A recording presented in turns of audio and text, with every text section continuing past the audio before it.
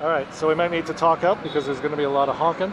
Lots of honking. We are in the last, basically, hour of our 3.5-week trip to Tibet and Nepal. We're here in Kathmandu. We actually started in Kathmandu, but we've been saving our review of Kathmandu till the end because we keep passing through it.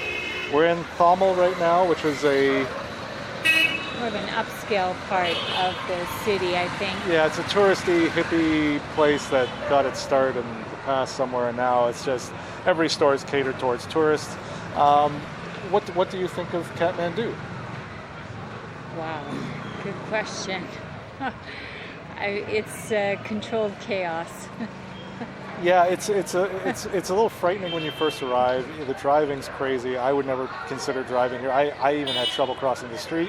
Patricia got the hang of it a lot sooner than me. I've almost been killed a few times. But what's really amazing is even though there appears to be no rules, everything works. And I know that could be said about a number of places. When you're sitting in the back seat watching people drive, everybody does seem to know what everybody else is going to do.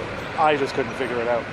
Well, also too, I think the louder your horn, the more status you have on the road. So if you're wanting to pass somebody, just honk your horn. I would say don't rent a car, but if you were considering it, I'd say you could come from Australia or the UK and drive on one side of the road. You could come from North America and drive on the other side of the road, and you could both look at the road and not figure out which side you're supposed to be on. Also too, you have to consider that with the power outages that they have here, there are no traffic lights. Traffic is controlled by traffic cops who stand up on a podium. Only during rush hour. Yeah, only during rush hour, mind you. Yeah, and otherwise it's just a free-for-all going through the intersection. Patricia mentioned the power outages. I think that's true of most of Nepal. There seem to be rolling power outages. Sometimes they're scheduled, sometimes they're not. That is something to be aware of if you're traveling here, especially if you need an elevator, because the elevators are only available a third of the day if you're lucky. Yes. Visa, if you're ever considering charging anything to Visa, the Visa machines do not work as a result it's pretty much of a the power cash-only outages. society here.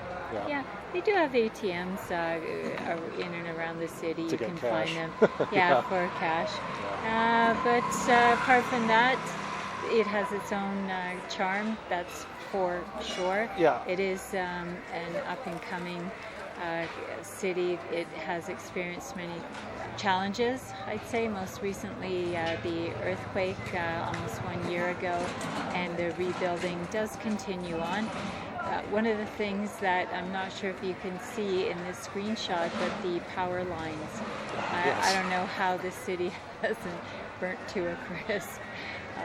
Again, another reason for controlled chaos. Patricia mentioned charm, and that is a good word. The city is surprisingly charming. Everything on the list says it shouldn't be. It's dirty, it's polluted. Again, the traffic is crazy. Kerosene, you smell kerosene everywhere. But you kind of like the city. And here's an example of, there's litter everywhere, and you sort of think to yourself, well, how does the city even try to contain it? Because if you were to go through even 3 meters of roadside, you'd fill up several garbage bags.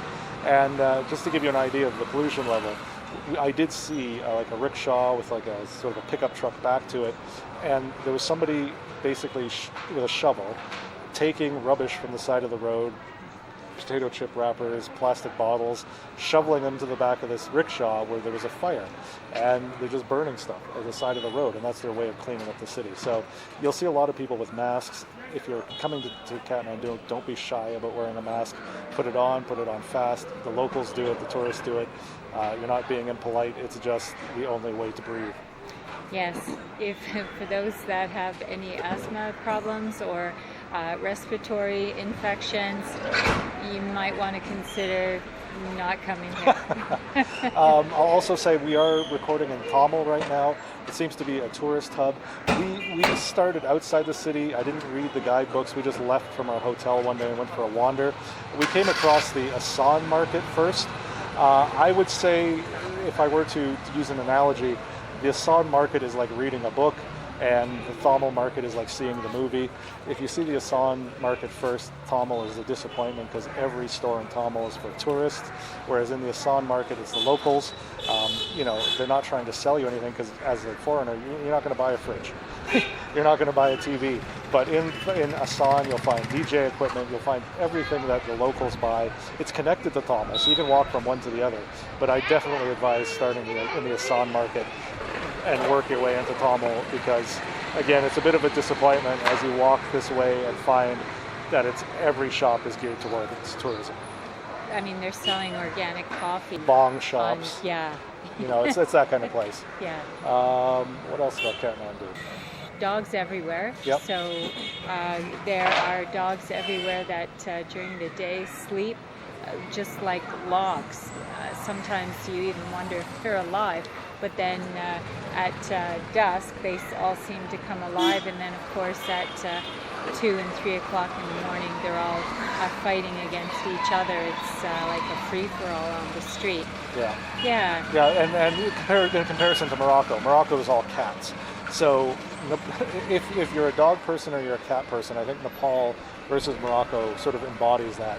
Nepal are dog people, Moroccans are cat people, and you can take from that what you want.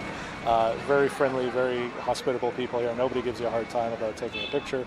Even when you're walking through a market where they're trying to sell you something, 2 no's is all it takes. Yeah. And they're very polite, very friendly. Yeah. Oh, you know what we haven't talked about is we went on a tour of Kathmandu early. On one of our first days, we went on a tour of Kathmandu. Unfortunately, our guide was a mountain guide and didn't know much about the history, but we saw an old palace, a Durbar Square. Some of it had been ruined by the earthquake. There was the stupa, one of the oldest and one of the largest, but the top had been fallen to bits, and they were in the process of rebuilding it. But a lot of some old scenery, some history you can tell here. Yeah, a couple of World Heritage sites. Yeah. There was we didn't visit the oldest Buddha. Is it the Buddha temple or Hindu temple? I don't know. So many temples. Yes. So many happy people. So many religions. Everybody getting along. Yeah, everybody just gets along. Again, controlled chaos. That's all I can. So say. Kathmandu, like I said, it's surprisingly charming. It's certainly not a destination. I don't think you come to Kathmandu for a vacation, but starting point. I think. Exactly. This is your point to get to Everest. It's your point to get to Annapurna. It's your point to get to Chitwan, and you will not be disappointed if you walk around Kathmandu for 1, 2, 3, 4 days in between. We had a half dozen domestic flights, and each one passed through Kathmandu. So we'd have a day here, a day there, and we'd explore a little bit more each time. And I won't say it's grown on me, but it's a cool city. Yeah, definitely. I would have to agree with you there for sure.